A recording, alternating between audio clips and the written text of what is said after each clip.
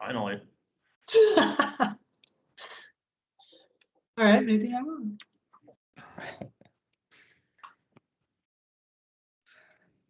Let's wait a minute or two and just see.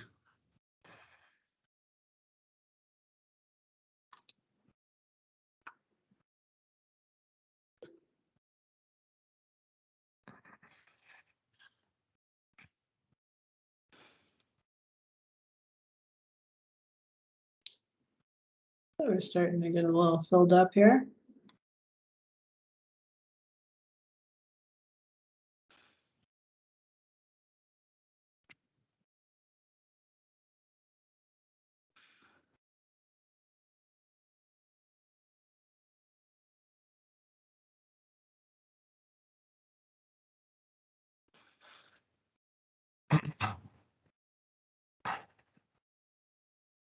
Okay, I think I'll just start it off and hand it over to you guys. This is Mitch Horry with the PSC, Focus on Energy. Just going to kick it off here at the beginning before I hand it over to the Cadmus study team, and just to say welcome to everybody who's joining today. And this meeting will be recorded and posted to the Focus on Energy website, and I'll send out a link once that is up. This meeting is to cover the draft results for the rooftop solar potential study that's been ongoing since May. And it'll get covered a little more detail later on. But in terms of where we're going up from this meeting is Cadmus is working on a report that is on track to be delivered for stakeholder review here in a couple weeks. I think September 10th is the date that we're targeting.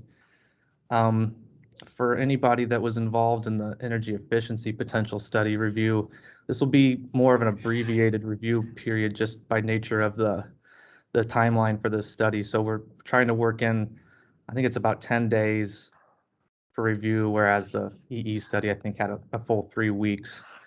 And that's just kind of the nature of getting this report delivered on time to keep on with the focus quad planning process. So that should be hitting your inbox in a couple weeks here, and be a good opportunity to review those results in more detail.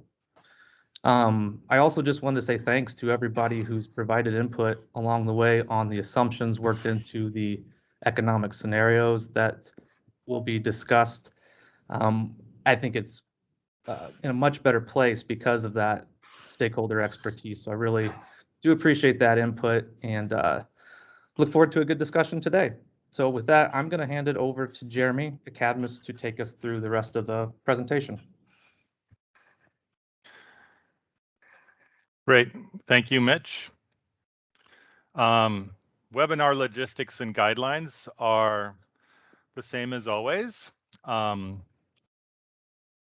Just please be mindful of being on mute. And as always, either ask your questions at the kind of designated spots or during the presentation in a chat, or even unmute yourself. Similar format to our other stakeholder discussions.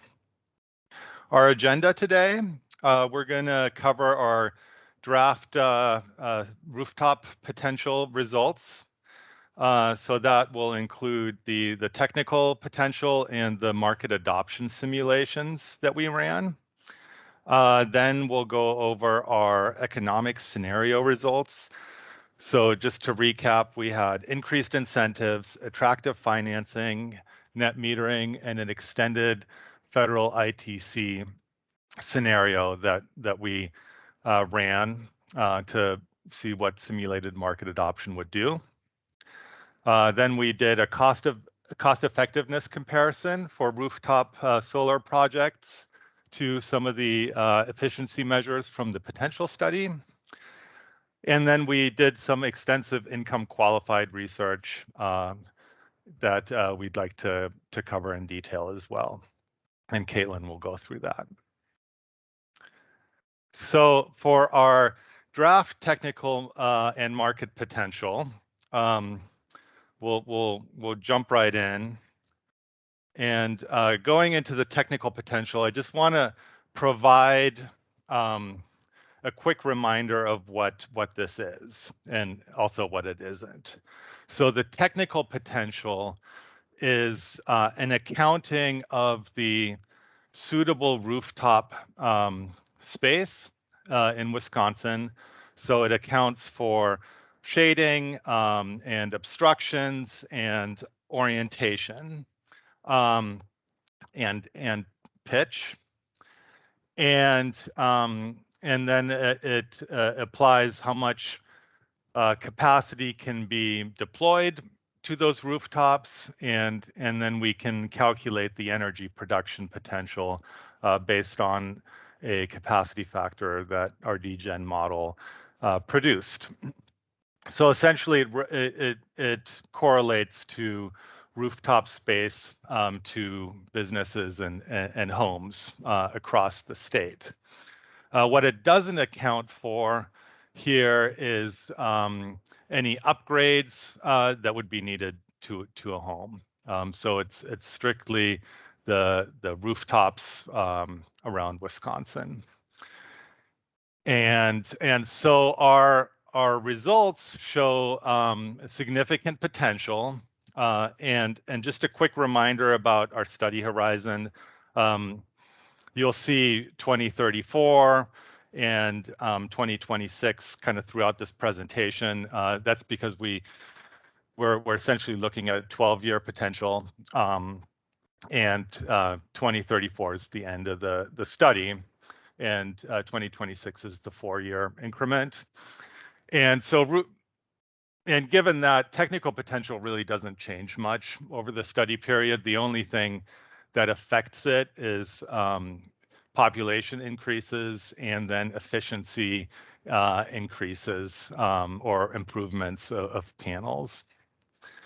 And so what you see here is that our technical potential, what's available to be generated is really concentrated in the utilities with the biggest load, the most available rooftop area.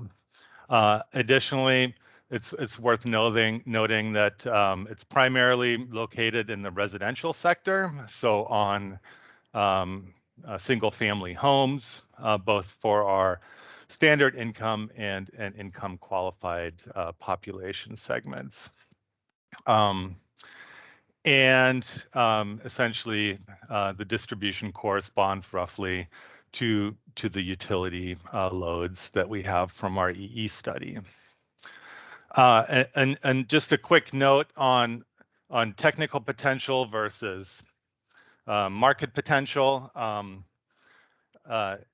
The amount of technical potential that's around the state doesn't already necessarily correspond to what's been historically adopted in Wisconsin.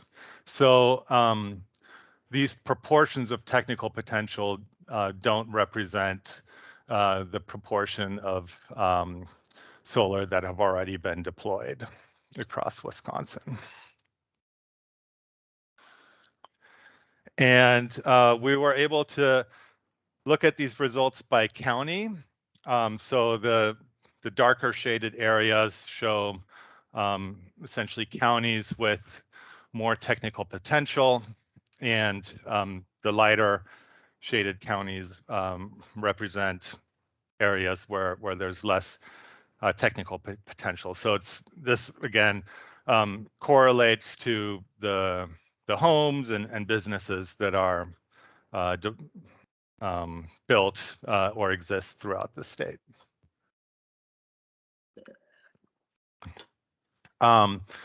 So just in terms of the scale of this potential, we looked up the total statewide named capacity. That's the generation resources around Wisconsin, and in terms of capacity, the technical potential represents 265% of what's being generated around the state. When it comes to energy, it's slightly less. around 70%. That's because the existing resources have a significantly higher capacity factor compared to rooftop solar. Okay.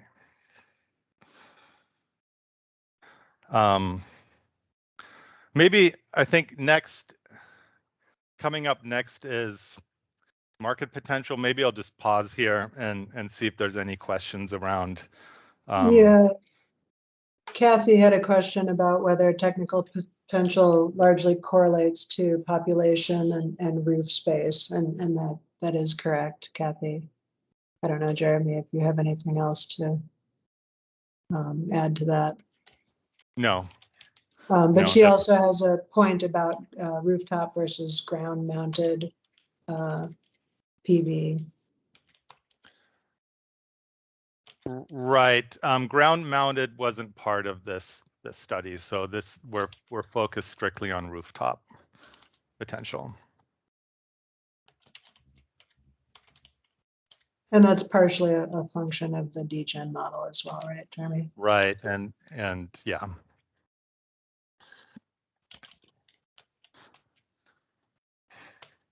Okay.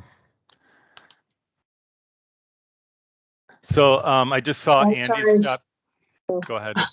There was one more question from Anne Wendt asking if it takes into account those that already have solar. And I think, Jeremy, you mentioned that it does not take into account those that already have solar.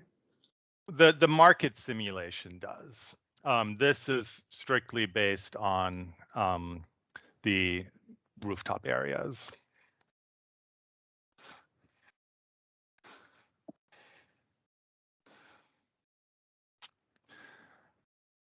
Okay. Well, I'll move on to our adoption simulation. Oh, sorry, was there another question that just popped up? There is. Can we please explain again the difference between nameplate capacity and energy production? Okay. So the nameplate capacity is essentially the size of the array that can technically be installed given the rooftop area. And then the energy production is the energy that can be produced by those arrays. It's effectively the difference between kilowatts and kilowatt hours is kind of the way I like to think about it.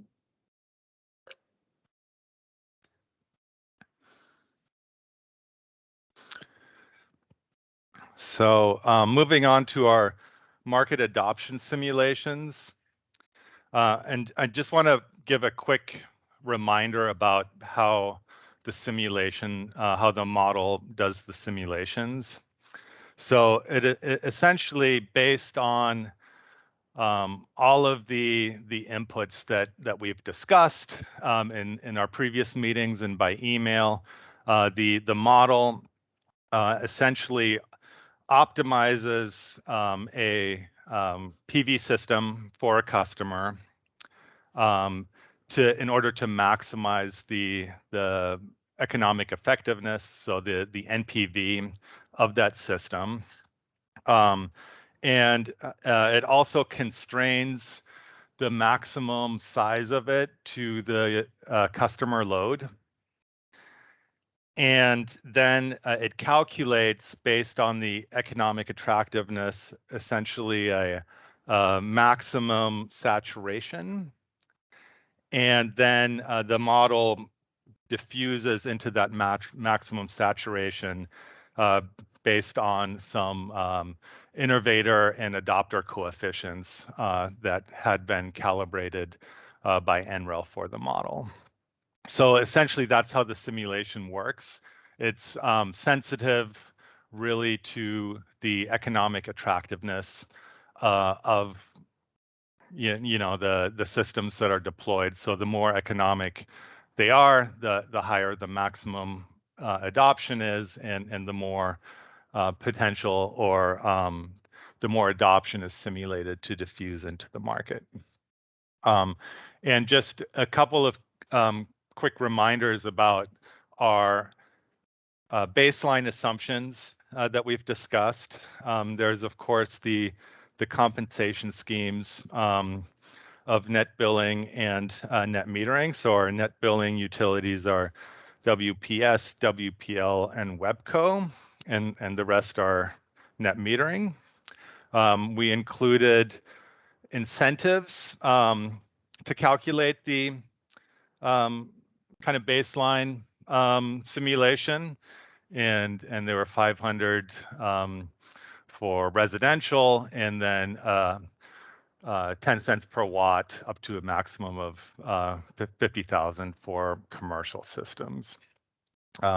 Interest, we had some down payment fraction assumptions. For residential, it was 20%. For commercial, it was 26% at a 3.5% interest rate.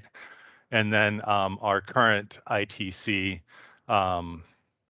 benefits according to current policy.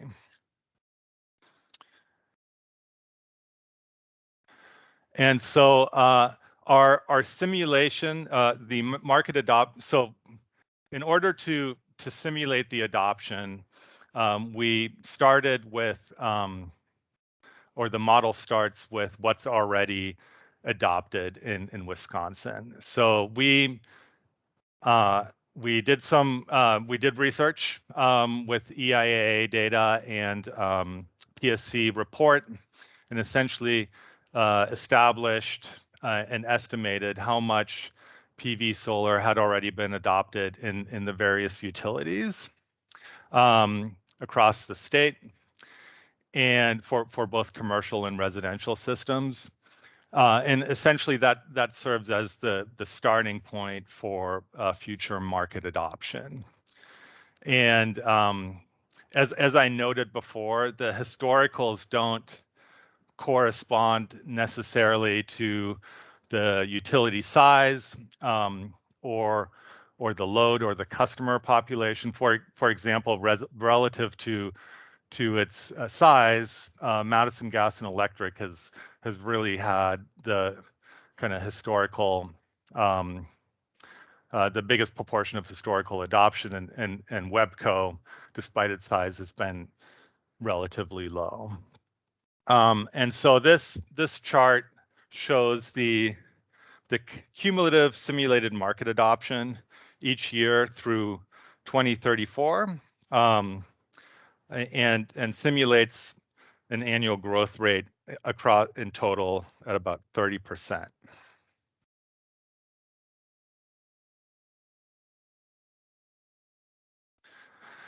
And this is a similar representation. The dotted line shows the total potential, and then the blue line is the commercial potential, and then the residential standard and income qualified potential. And so what's pretty interesting here is that the residential essentially keeps growing, so it's at a kind of like on a continued upward trajectory, while the commercial potential, or I should say simulation, kind of starts reaching the simulated maximum adoption, and that's really primarily driven by the BAS coefficients that determine the diffusion into the marketplace. And just a quick reminder, the commercial sectors is offices, retail, restaurants, warehouses, healthcare, lodgings, and schools, and we also did include multifamily as part of that.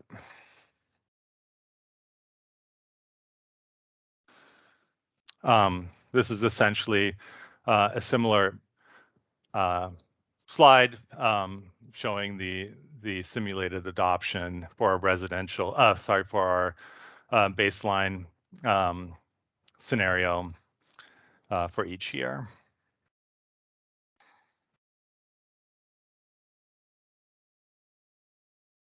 Again, the concentration of market potential kind of towards the beginning of the study, really more in the, again, the populated areas. Dane County has really strong deployment, again, due also to the strong historical adoption. And then as we move forward, more and more of the state sees simulated adoption. And so that's kind of our baseline scenario. I think I heard a couple of beeps. So We just Molly, had one person that entered, and that was one beep. And Kathy made a comment saying that that she assumes the 2020 historic solar capacity includes ground mounted, and that she didn't really need us to cover that right now, but thinks it would be a good idea to put a note into the report. okay. That's all the beeps, I think.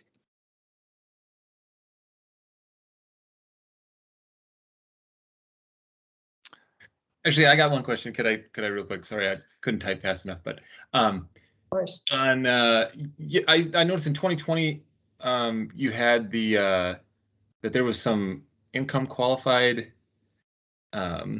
systems already. If you go back to the chart one back, I think there, is it already assumed that in 2020, like some of the systems that were installed were income qualified?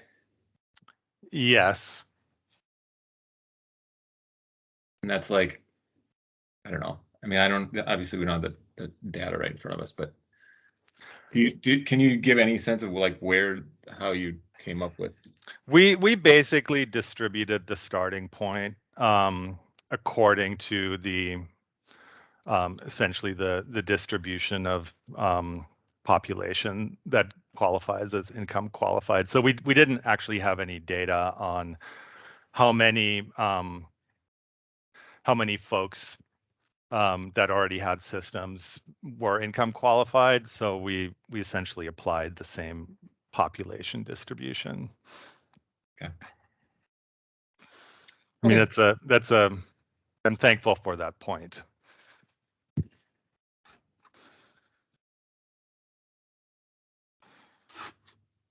Right. Okay. Thanks.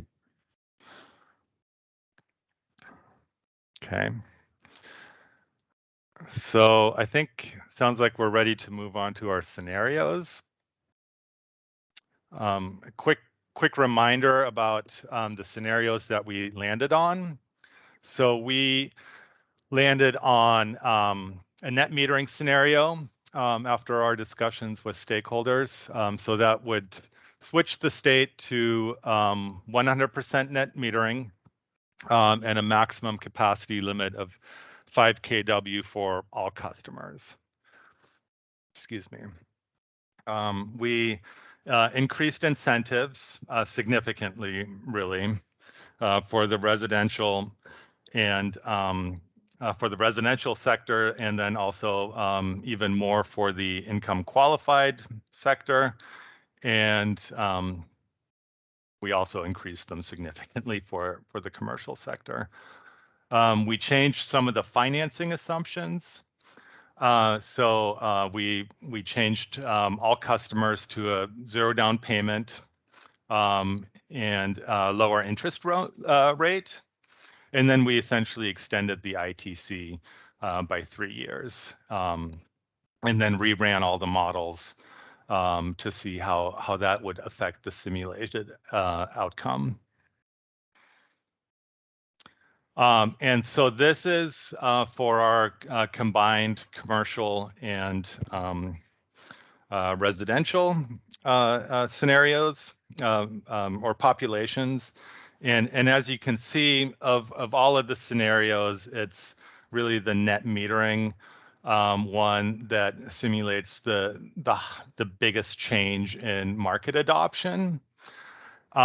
And that result is primarily driven in the residential sector. And in that, again, primarily in those markets or those utility service territories that currently are net billing. So really not much change in the residential sector for the utilities that already have net metering. All of the other scenarios did see an increase in potential over the years. The incentives had a significant impact. The extended ITC and the attractive financing all came out really with similar overall increases, but really the net metering scenario was showing the biggest change. And this really comes out in this slide, which only shows the residential simulation. Again, a pretty big impact here for the net metering.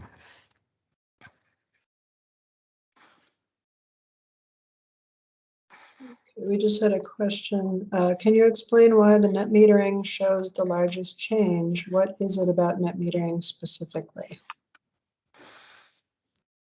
Well,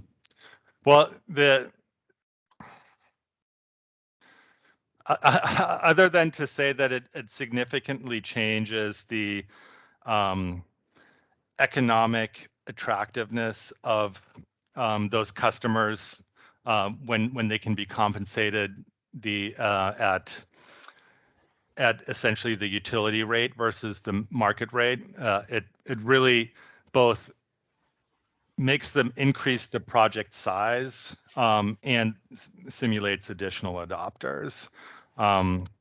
So yeah, it's just showing the highest change in how attractive these projects get. And it affects the payback time scale as well, which is absolutely just yeah. Would I be able to elaborate on what I was asking in my question? Of course. Thank you.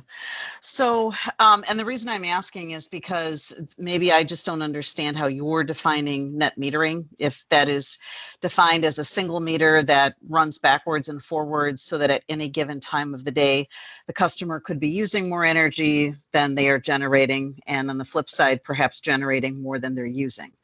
Versus net billing, where you may have 2 meters and you essentially net the generation and the usage on a bill, and then anything excess that the customer has used, they pay the utility for at their retail rate.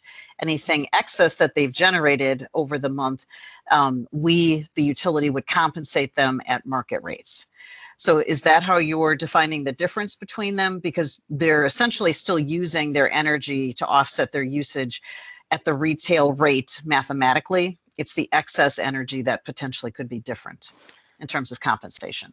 Right. It's essentially the main switch is the compensation for the excess. Got it. Thank you. Yeah, Kathy had a question too in the chat about whether the net metering scenario presumes that customers could overproduce for the year and get utility payments. But I mentioned in the chat that the model itself constrains systems to be sizes them such that they meet the kilowatt hour requirements of that particular household or business. So there will be times during the year in the summer where it's the system is overproducing for what is being consumed, and that's net metered, but the systems are sized to meet the demand for the entire year.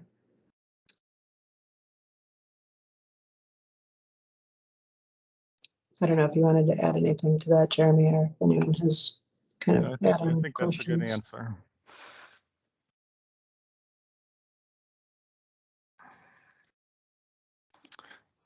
Here's our results for the commercial sector. So what was really interesting here is that there's really a lot less sensitivity to the net metering scenario and a lot higher sensitivity to attractive financing And also the incentives have an impact, but not as much.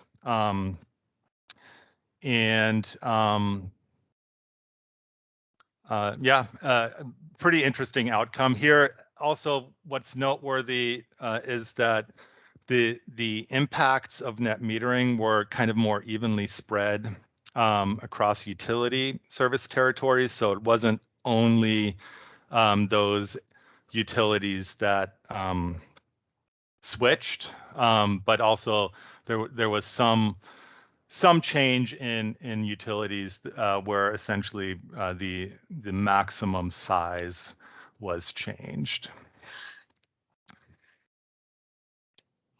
But overall, there's less sensitivity in the commercial sector. We have another question of what kind of timing was used for the net metering scenario, a monthly true up or an annual true up. I mean, the details of that are in the DGen model, but I would assume it's less like a true up. Making sure that the system is only sized for what the customer uses would suggest to me that it's the annual, that anything that's overproduced is sold back at any time at the market rates. But I don't know, Jeremy, if you have a better answer for that. Well, I think I just have to dig into the detail of that a little bit. We can certainly circle back.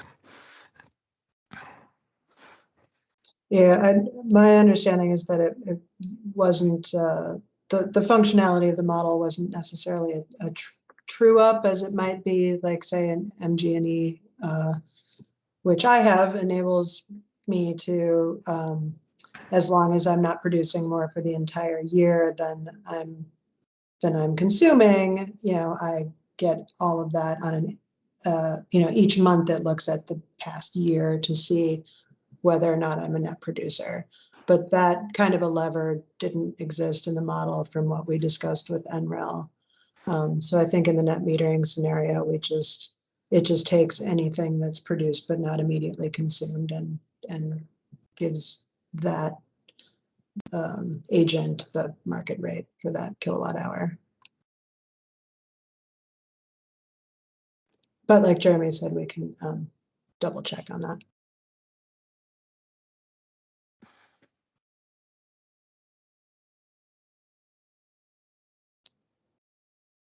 I think we can keep going unless there's more on that.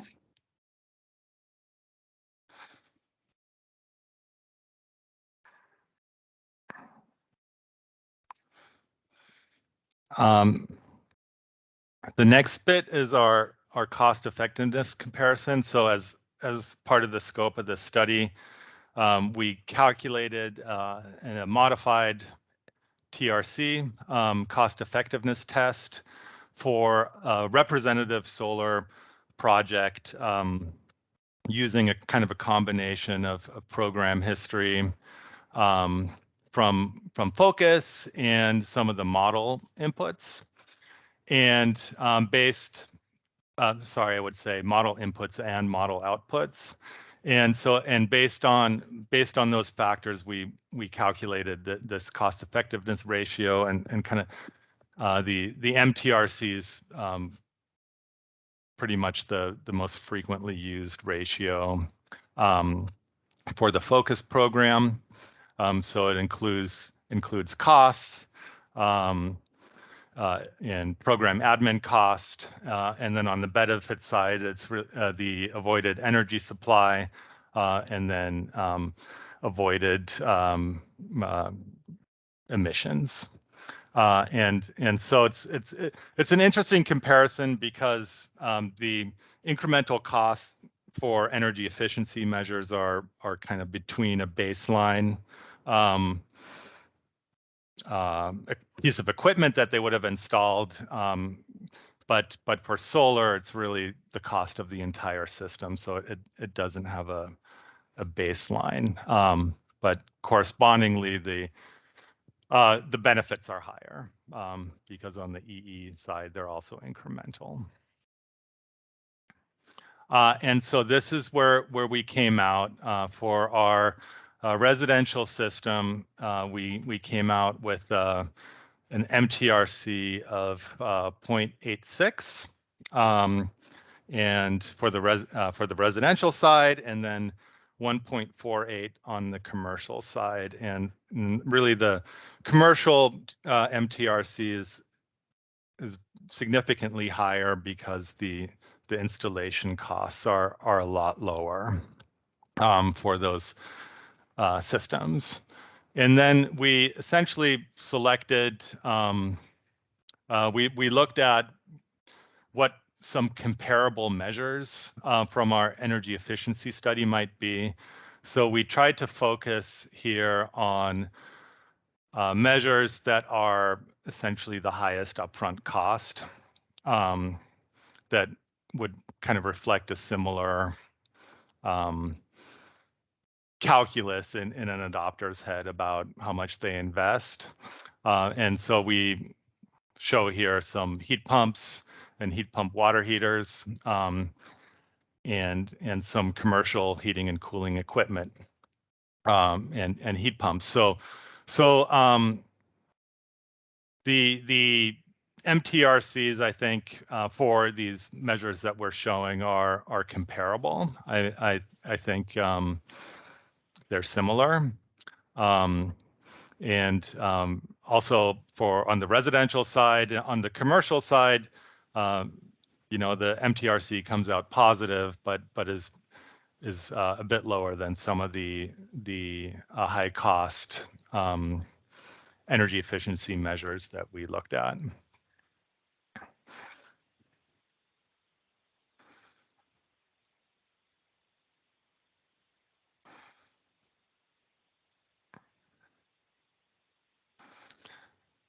Okay.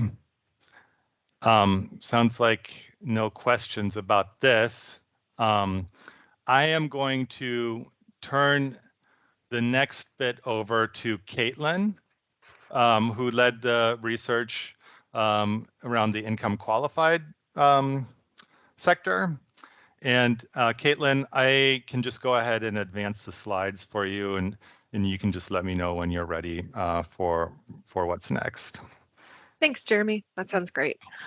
Hi, everyone. My name is Caitlin. I'm a senior analyst at Cadmus who conducted most of this research. I'm really excited to share all of our findings with you today. And because we have a lot to cover, although Jeremy left me plenty of time, we are going to go maybe a little quickly through some of this stuff. And as normal, please feel free to put your questions in the chat and we'll cover them, or we can cover them at the end. So into the methodology. First, we did benchmarking, where we reviewed known equity guides, presentations, and other research that would include best practices for income qualified rooftop solar installation. Then we did a general online search for rooftop solar programs that were either specifically income qualified for income qualified residents, or at least had specific considerations or offerings for income qualified residents.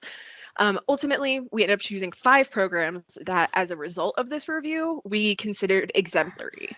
We conducted a deeper benchmarking exercise of these programs to understand details and design about their implementation, which we will cover some of those in the coming slides.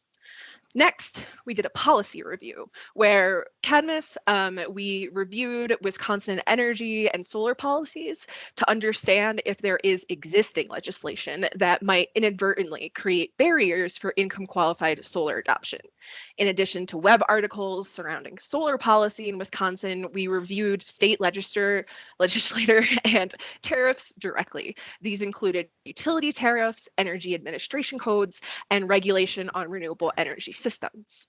And I'll say now, while we didn't find any explicit barriers through this search, some Wisconsin interviewees, we had identified gaps in policy that could make it easier for installation, which again, we'll touch on in the next slide. Finally, we conducted a series of 8 stakeholder interviews, which we designed to supplement the findings of the benchmarking and policy review activities. During these interviews, we explored best practices, lessons learned from program administrators of low-income solar programs, ways to anticipate and identify barriers and opportunities for low-income solar adoption. We also asked Wisconsin stakeholders if they had knowledge about Wisconsin-specific barriers, such as policy barriers. Ultimately, we ended up interviewing 3 Wisconsin stakeholders, 2 of which were also program administrators, and 5 other program administrators from out of state. Jeremy, can you go to the next slide? Great. I'll just make a quick comment that we did receive some feedback from stakeholders about folks to interview, and we did reach out to those people that were suggested. Yeah. And the interviews also included some questions that were put in that the modeling team then considered. So the interviews supported both kinds of activities. Next slide, great. So the goal of any income qualified program should be to alleviate burdens from the participant and make it as easy as possible to participate.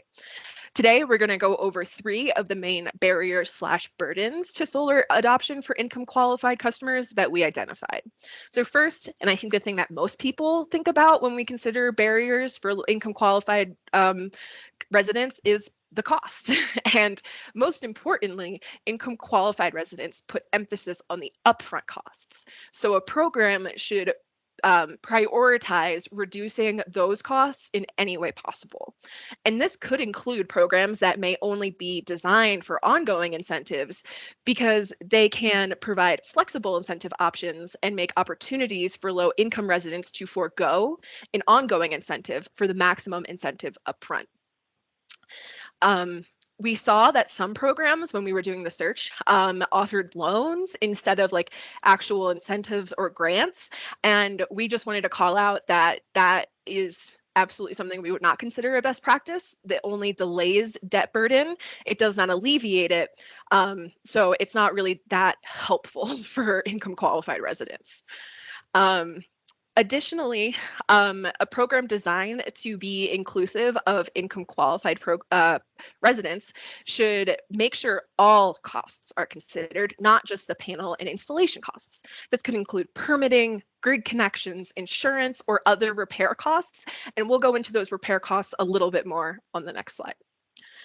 Finally, a point of reference for how some exemplary programs are reducing customer costs, we wanted to highlight what our programs cover. 2 of the programs that we benchmarked are able to cover 100% of upfront customer costs. One of the programs is a true no-cost program. In that case, the customer does not own the panels, but they benefit from lower energy bills as the energy produced from the solar panels covers their usage. The excess energy goes back to the grid directly with no additional compensation for the solar panel owner. The other 100% program uses a network of trusted trade allies that they form renewable energy credit agreements with to offer the installation at no upfront cost to the customer. And then the program has consumer protections in place that make sure the payments that that participant will have to make over time to the contractor does not exceed 50% of the value of the energy generated in a given month. So in both of these scenarios, in no way is the cost of solar installation actually adding any cost burden to the income qualified resident. They only get benefits over time.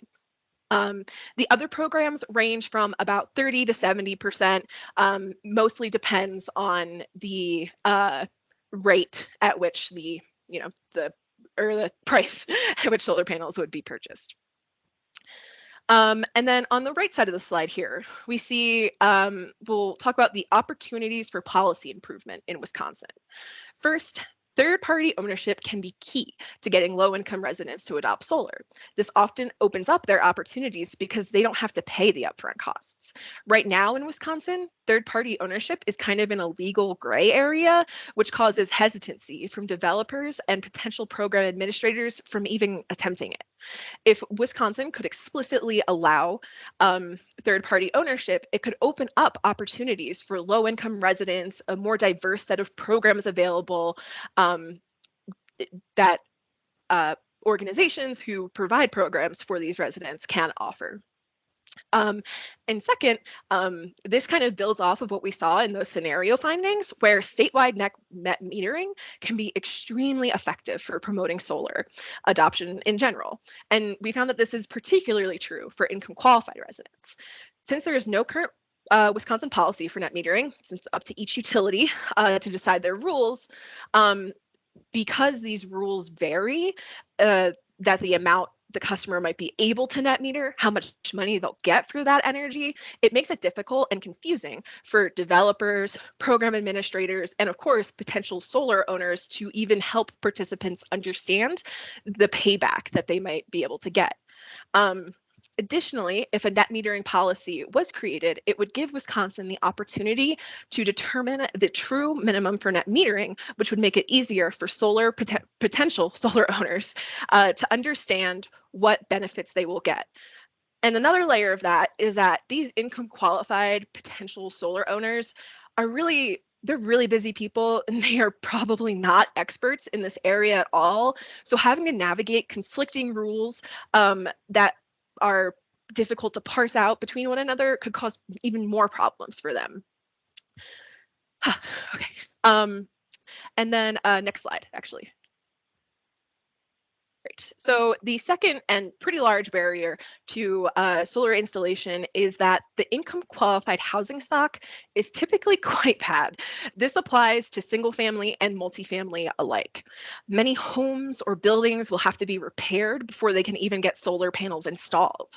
A program should anticipate these costs and even help with them when possible, particularly because these would be additional upfront costs, which we already identified is the biggest barrier for income qualified solar adoption. For multifamily buildings, this can be an even bigger issue because property owners might have larger or more pressing repairs that need to be addressed before they can even address the repairs to install solar. Upfront cost on upfront cost on upfront cost. In addition to funding that the program can provide. In order to funding, having to go through the process, so I should say, the first easiest way to address that barrier is providing funding and incentives for grants to cover those building or repairs. However, that might not always be feasible for a program given its budget, or a multitude of other things why a program might not be able to provide direct funding. So there are other ways that a program can help support customer home readiness. In addition to funding, having to go through the process of understanding what repairs need to be made and hiring a contractor and all that might be particularly difficult for potential solar owners. Providing administrative support to participants can help them select a trusted and qualified contractor. It can be extremely useful and make it much easier for that resident to participate. It also gives the program a chance to outline and enforce additional customer protections, making sure that customers don't get taken advantage of when signing on to get these large, costly repairs made. Finally, in general, it is encouraged to promote energy efficiency upgrades alongside solar installation. I mean, after all, the less energy a home uses, the better the payback becomes. Energy efficiency upgrades also often offer things like weatherization, which can make the home more comfortable to live in addition to reducing energy costs. So making sure a participant at least knows they can do both is really beneficial. This can also be helpful for the program because with getting when needing those funds to get the home repaired, some energy efficiency programs already have budgets for health and safety repairs built into their program. So a new solar program could partner with a program that does that, alleviating pressure from the solar program, allowing the solar program to allocate more funds to the cost of installation per se, things like that, and leveraging both is beneficial for both programs and the resident. Next slide, please, Jeremy. Finally, the third big market barrier we're going to cover today is multifamily. Compared to the general population, low-income individuals are way more likely to be renters. So if you want to serve this population, you really need to consider how are you going to include multifamily in your program. One of the main tricky things is, of course, the split incentive between the landlord and the tenant. The idea that the landlord would front all the costs of the system, but then the tenants would receive reduced energy bill benefits.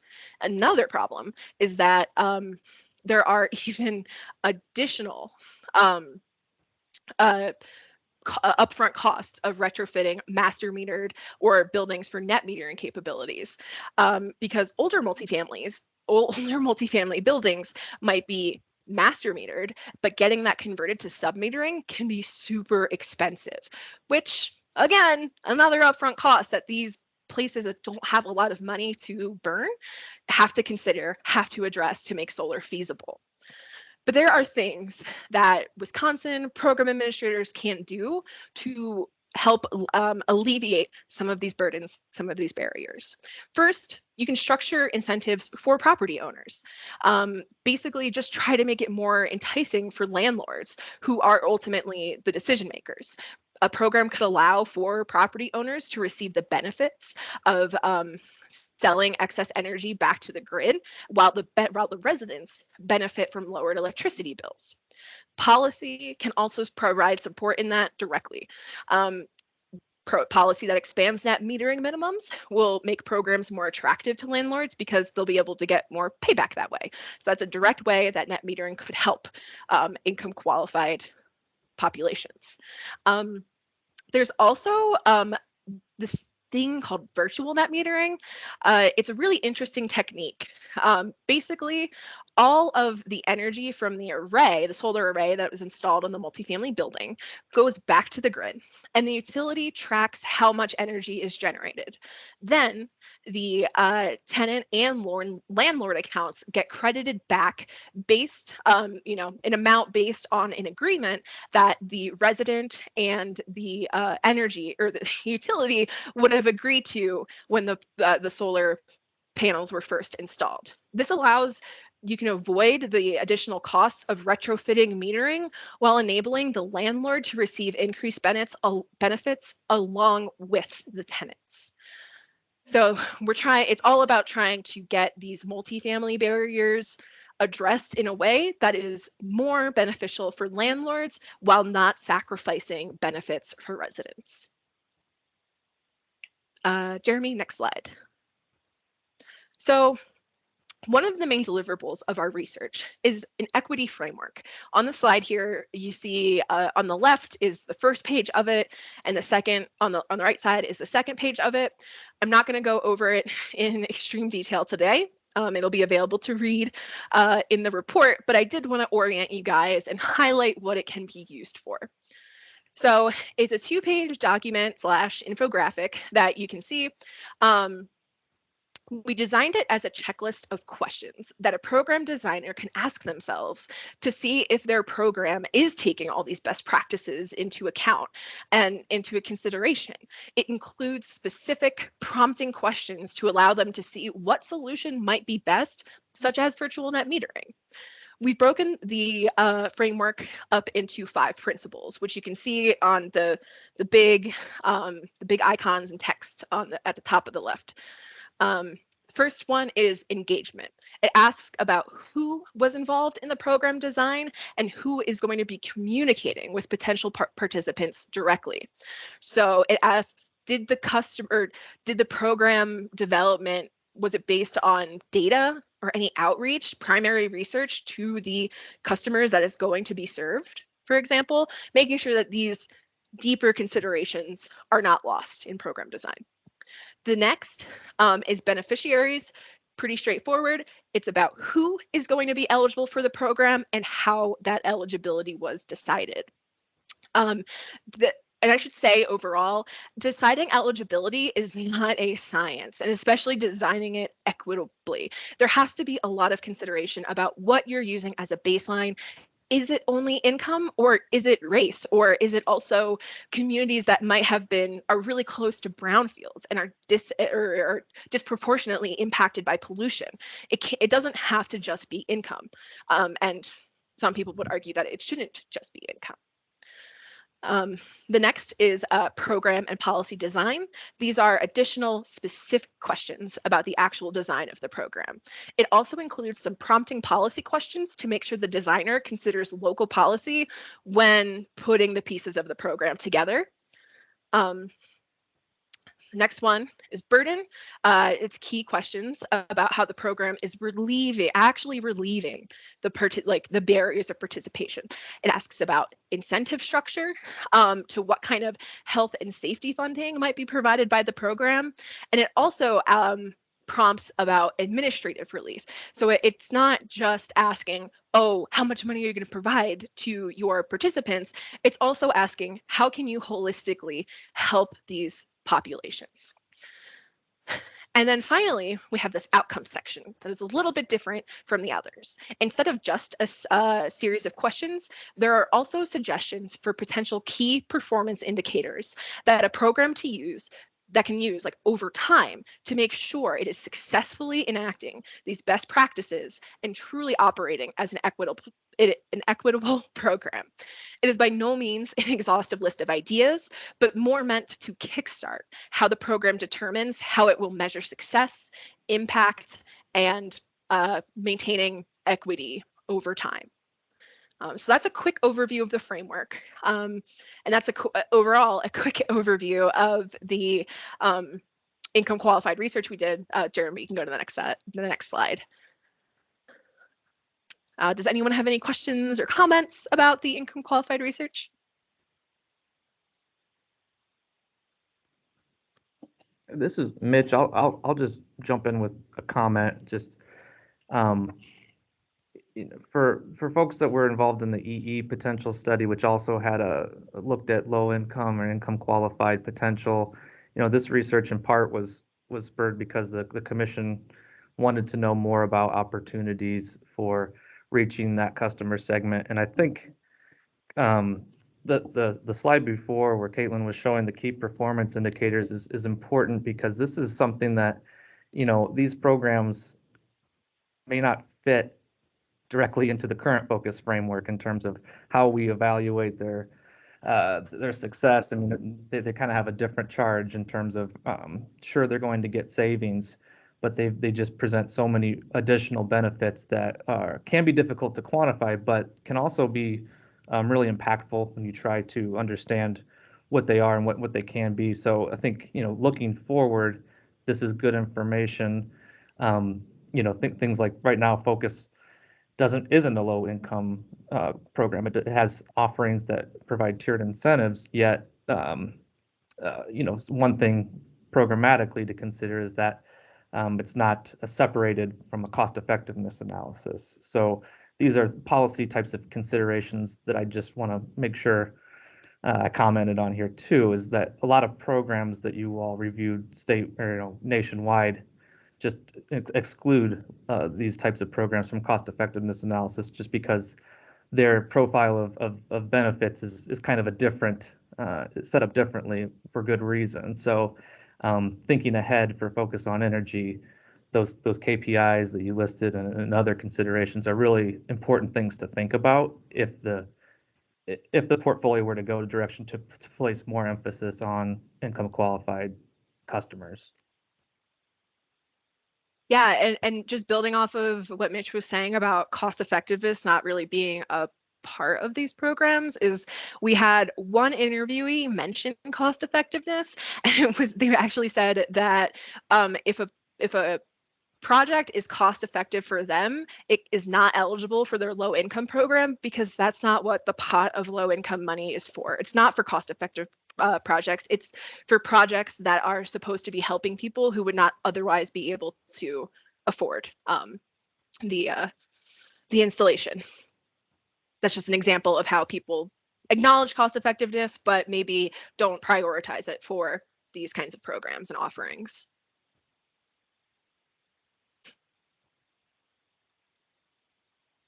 Okay. Jeremy, I think we're all good. Thank you, everyone. I really hope that everyone found the income qualified stuff interesting. It was super interesting to work on. Thank you, Caitlin. Next steps are we're as per usual, we will post the slides and the recording on the Focus on Energy website as soon as possible. And Mitch will, as per usual, send out a notice to the whole group when they're posted. And then there's still opportunities for stakeholder engagement with this study. So we're working on finalizing the draft report now. And so you all will have an opportunity to review it and provide your comments similar to the energy efficiency study. So we are planning on sending out the report on September 10th.